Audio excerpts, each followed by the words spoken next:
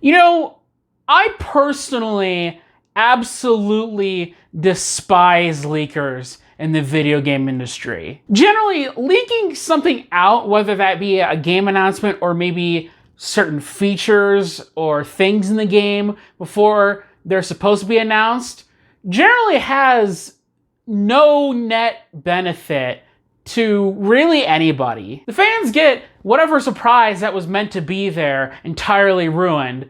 The company gets whatever messaging that it wanted to put out there entirely ruined by something that's totally out of their control. And generally, a lot of the leakers in these situations have pretty much an extremely hard time moving forward in the video game industry as a result of doing something like this. I think there's only a handful of times that I've seen personally with regards to game leaks that have actually led to a better outcome had the leak not happened. Now, there's plenty of different types of leaks out there. You've got your ESRB or regional ratings board leak, somebody putting something up on the Xbox store early or whatever. I'm not really interested in talking about those today because those don't really seem deliberately malicious. It just kind of seems like somebody posted something too early. Maybe there was some miscommunication. Now, you might be sitting here wondering, and you're thinking to yourself, Power Man, didn't you already do a video about this kind of thing before? Like, why are you making another video about this? But this time, it's a little bit different. Now, in my personal experience and observation through the past year and a half, there are two different types of leakers for Nintendo stuff specifically. So the first group is what I like to call randos. These are just people on Twitter or some other forum or something that either don't have a job in the video game industry or are anonymous, and so you don't know if they have a job inside the video game industry. But because these randos have gotten maybe a couple of things right in the past, even if they're wrong the vast majority of the time, that they basically develop an entire cult following online. So these are people like your Sabis and your Vergeben, but I think almost everybody has pretty much stopped listening to them at this point because of the whole Game Awards fiasco back in 2019. And so pretty much anybody with a similar shtick going on, people have a hard time really believing. But there's a second type that is the focus of this video that's always annoyed me personally. And that's kind of people who actually work in the video game industry. They are publicly known to do that. And they have connections inside Nintendo, being friends with certain employees or whatever, and they are constantly hinting at certain things. What annoys me about these people is that they are all a bunch of arrogant assholes about things, and they can get away with it because they're right a lot of the time. And basically, they can afford to brush off the things that they're wrong about because, it's so pedantic, or they could justify it in such a way that they can keep their ego stroked by all of these forum nerds praising them for being right all the time. So it's this self-perpetuating cycle of these people getting ever more egotistical. Perfect example. GameXplain during the Grinch leak. Listen, I know I talk about the Grinch leak a lot in the past videos, but please listen to me, this is a legit example. GameXplain refused to talk about the Grinch leak other than 3 2-minute videos, and their reason for stating was, we know it's fake. Even though they covered literally every other fake leak while the Smash Ultimate base game was happening. So when a lot of people were asking these game journalists, hey, how is this fake? What's your proof? Now these games journalists said, hey, we're not obliged to tell you anything, and we don't want to have our friends lose their jobs by giving you some sort of evidence that this is fake. And you know what? That was fine. If that interaction ended there, that would have been fine. But then you had a lot of people looking into the Grinch leak, and they didn't believe a lot of these games journalists. And again, I can understand the perspective because, when you tell somebody this thing is fake, but I don't have anything evidence to prove it, that's kind of a hard thing to convince people to get on your side. And when you had a whole other side of Team Real, where you had this image thing and all these coincidences lined up, I couldn't really blame people for not believing them at the time. But then the journalists got extremely angry over people not believing them without evidence. How dare you? How dare you don't believe us sight unseen? We are above you. We know everything. And that's kind of where my disdain for this whole culture of following games journos for little tidbits of leaks comes from.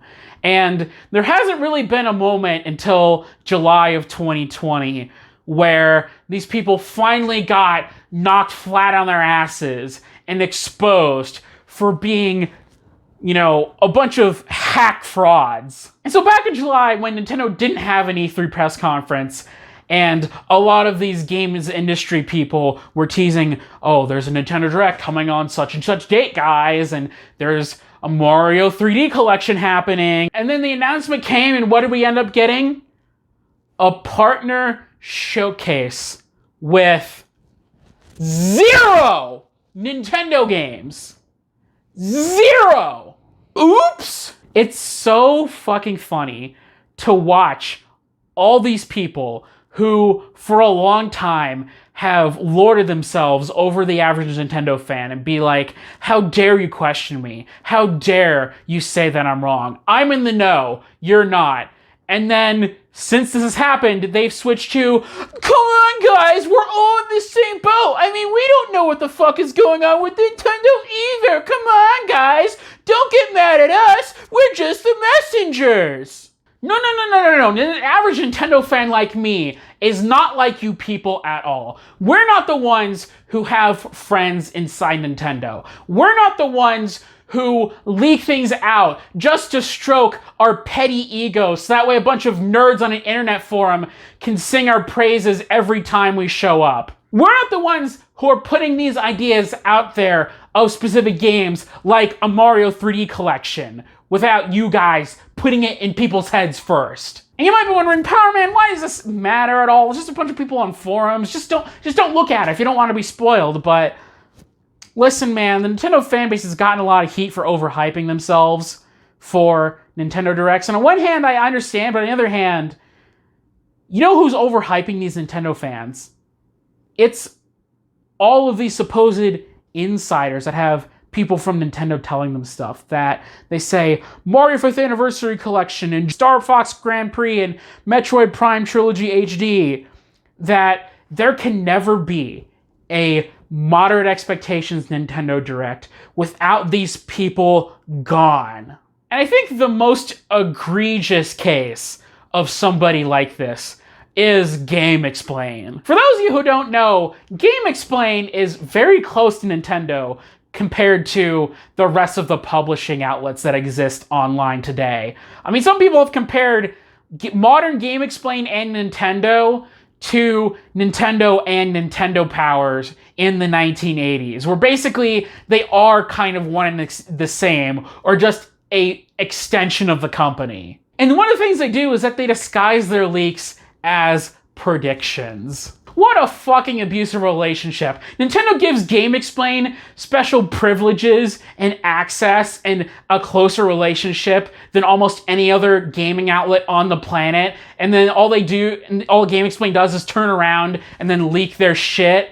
For what? Epeen wanting to feel important online in an industry where the games journalist is constantly mocked for being an idiot. And you know what? If you're going to make the argument about, well, they changed it at the last minute, so obviously they got it wrong, you dumbass. Listen, man, the phrase they changed it at the last minute makes me, actually legit mad. It's just an arbitrary time interval between when the person leaking out this information says that, oh, they changed it, and when they last talked to their source. So it could be a day, but also it could be a week, 2 weeks, a month, 3 months.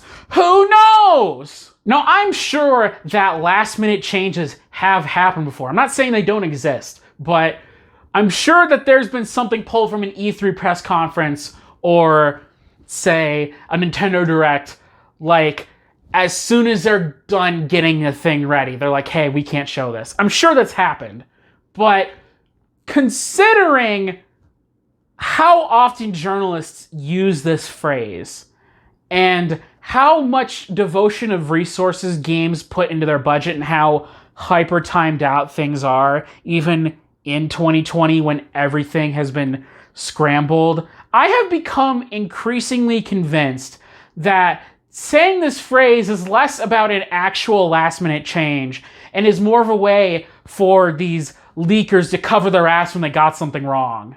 Think about it. It's almost the perfect diffusion of responsibility. The leaker could claim they were still right based on the information they got, but no. It's not me who's wrong. It's the company who's wrong. I didn't get bad information. The company changed what they were gonna do. And the absolute worst part about this is that these people are never gonna get punished for doing this. That Nintendo is never gonna send these people cease and desist letters. What, you think GameXplain or Nate the Hate are gonna get cease and desist for doing this type of thing?